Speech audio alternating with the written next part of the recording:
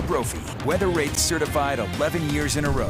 All right, let's head back over for another check of this warm, stunning day. The forecast. Spring fever in the air, Alana. Oh boy, everybody has it now. We've hit the 70s. It's absolutely gorgeous out there in our valleys. Here at the ABC4 studios, plenty of sunshine, clear skies, high pressure's in control, and we're sitting at 76. Now, I just want to remind you, last week, at this time, we topped out at 37 degrees with one of our larger storms of the season dumping snow. And here we are with all of that melted on our lawns as we're sitting in the mid 70s. And we know that lower elevation snowpack is on its way out. And this warming trend is helping with that. 56 in Logan, 70s along the Wasatch Front. It's now 87 in St. George. Temperatures just soaring in the southwest desert. High pressure's in control, and we keep things really clear and really quiet as we get through the overnight. We won't change that until late tomorrow, and I'm going to show you the reason why. But with this high pressure, we know that this warming with all of our snow on our mountains can be dangerous. Live view from Alta, clear skies out there with a lot of snow, but we've got that avalanche warning,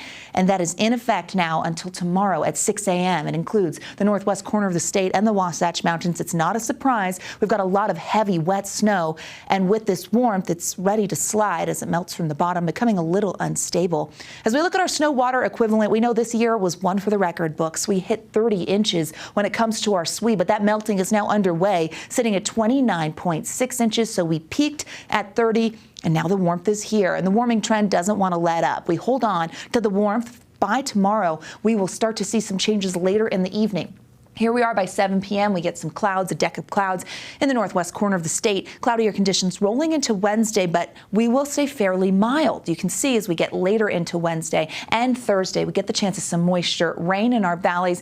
Because of the timing, this is 4 a.m. up towards Cache Valley, we could see some straight snow. We're going to keep an eye on that. We watch as the front drapes itself through central Utah by the mid-morning, and the chance for wet weather will be there. We do see the chance of some spotty precip down south and then moving over into the eastern side of the state by early Friday morning. So just after midnight, southeastern Utah could tap into a shower or so near Moab and towards Blanding. But other than that, quiet conditions with just a mix of sun and clouds. Temperatures will drop behind the front, but then we rebound pretty quickly.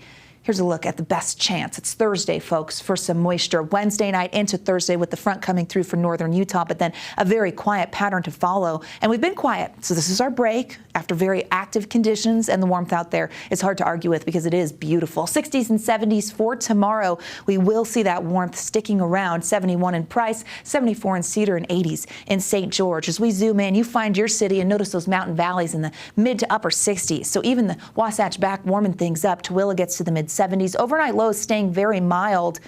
We have a mix of 40s and 50s. In central Utah, mostly sunny skies, looking really pleasant. Mid-80s towards Green River, 75 in Castledale, same number over towards Richfield. In southern Utah, you can find your temperature that you like because Bryce Canyon will warm into the 60s, higher elevation, low 80s in Kanab. Upper 80s in St. George. Here's a look at the next 7 days in Washington County, where we see the winds starting to pick up by tomorrow. Southwesterly winds will get gusty, and then that front comes through and actually cool things off. Thursday, Friday, and Saturday dropping back into the 70s. It's a little closer to average for this time of year for southern Utah. As you take a look at the Wasatch Front, we get 70s for the next 2 days, even as we cool.